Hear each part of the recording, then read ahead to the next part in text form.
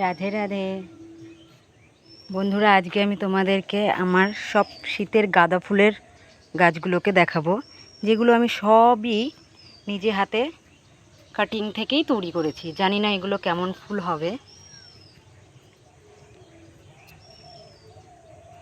এগুলো সব আমি নিজে হাতে তৈরি করেছি।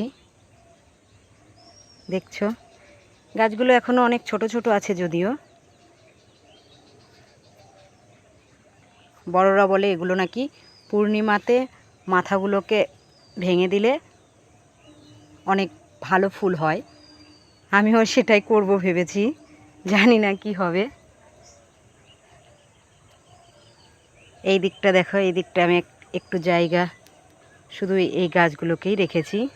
মাঝখানে স্নেক প্ল্যান্টটা কেউ রেখেছি, এটা আগেই ছিল, যদিও পরেই এই গাঁদা ফুলগুলোকে লাগানো হয়েছে।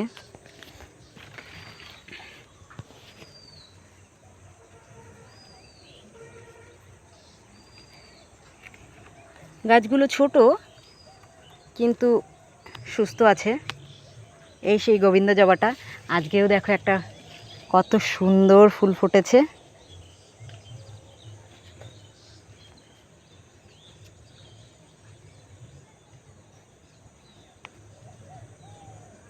এই গাছগুলো অনেক দিনের গাছ, গত বৎসরের বীজ থেকে হওয়া আপনা আপনি এই গাছগুলো। এগুলো অনেক বড় হয়ে গেছে, যদিও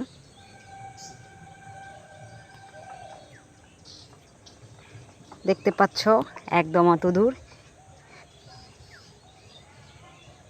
এই দেখো এখান থেকে